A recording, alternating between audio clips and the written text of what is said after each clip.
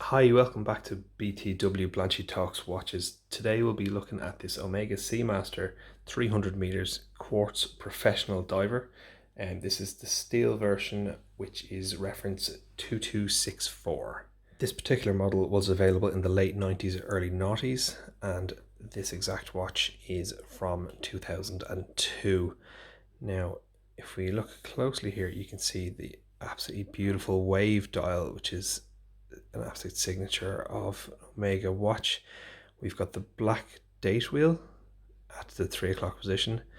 We've the helium escape valve there at the 10, and it has a unidirectional rotating bezel. This is a dive watch which is actually meant to be used while diving, and the helium escape valve does serve a purpose. It's not just there for show, although most people will never use it for its true function. The reason to have a helium escape valve is to allow helium to escape from inside the watch on decompression for saturation divers. Now, saturation divers are dives which are done over a very long period. So the likes of crude oil exploration or underwater repairs of oil rigs, that sort of stuff. There's not a huge amount of use for it these days, and realistically people who are going to be doing that sort of work are using dive computers, but it is a nice feature, and to be honest, it's a good talking point more so than anything else. So the unidirectional timing bezel is used on many divers, and it does serve an actual function. So the whole point of unidirectional is it can only turn in one direction, and there's nice positive clicks on this. It's 120 click, which means there's 2 clicks for each minute on the watch. And the way this would be used in a diving or any other timing application is you rotate it until the arrow is in line with your minute hand, and as the time elapses you can see the 5, 10, 15, 20. So this means that if you set it to the right time and you look away from your watch and you look back and the minute hand's pointing at 20, you've been 20 minutes since you set the bezel. And the whole point of unidirectional is in case you accidentally bumped it while you were diving, it can only give you less time. So say if you were diving and you knew you had 40 minutes of oxygen, if you were set this now and you've used 5 minutes, so you have 35 minutes left, you can't accidentally bump it to give yourself an extra 5 minutes, but you can bump it potentially the other way to give you 5 minutes less, which is safer. I know I'd much rather come up with extra oxygen than not enough. So if we focus in here on the dial, there's a beautiful wave pattern, and it's quite subtle from a distance. It just gives a textured effect, but when you look in closely you can see the detail of it. As I said before, it's a signature of Omega watches to have this wave pattern on the dial, and it's absolutely gorgeous in this model. It's nice and subdued, but it is still visible. As for the hands, we have sword type hands with a nice second hand there with a red tip just to assist you in timing again.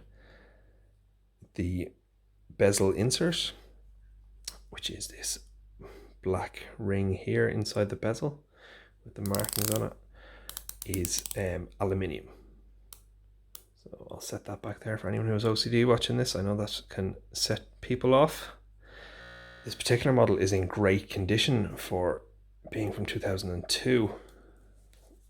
As you can see, the bracelet with the combination polished and brushed.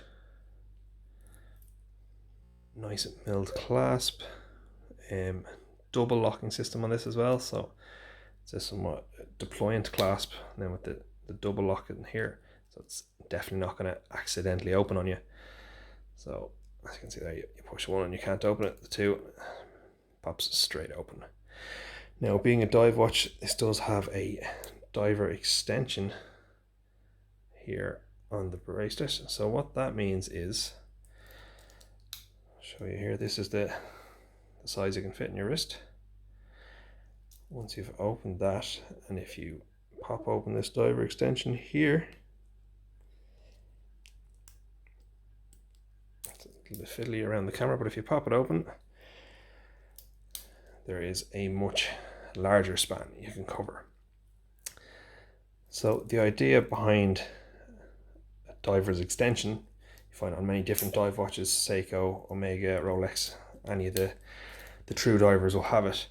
The whole point of it is it allows divers to wear it while they're on land, just on the wrist as you would a normal watch.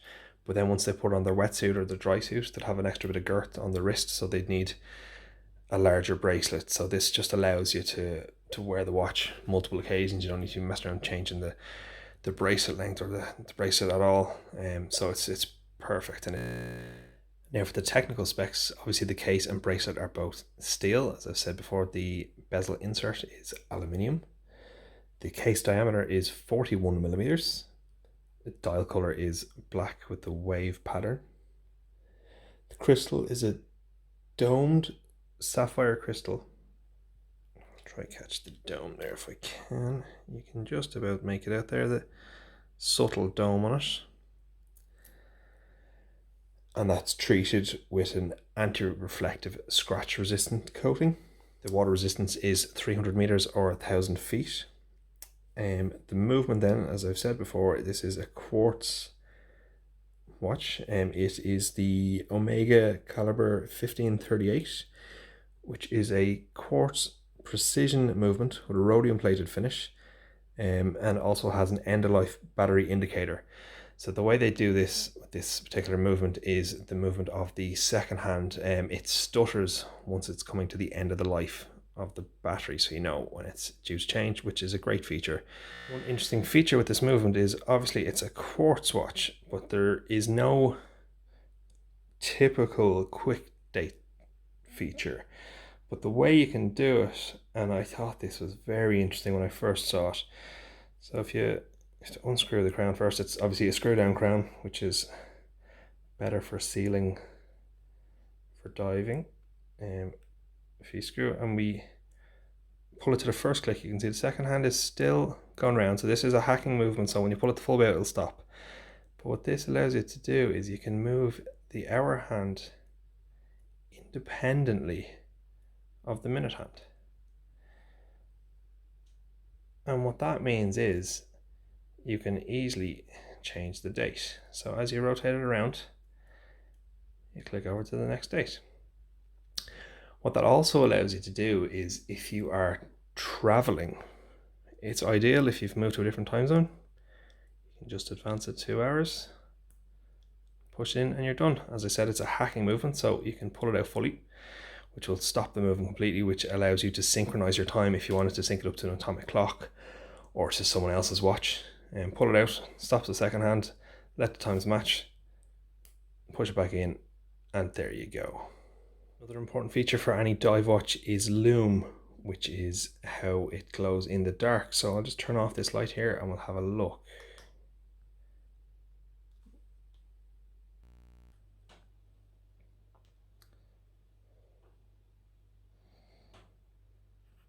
Okay, let's see how this wears now.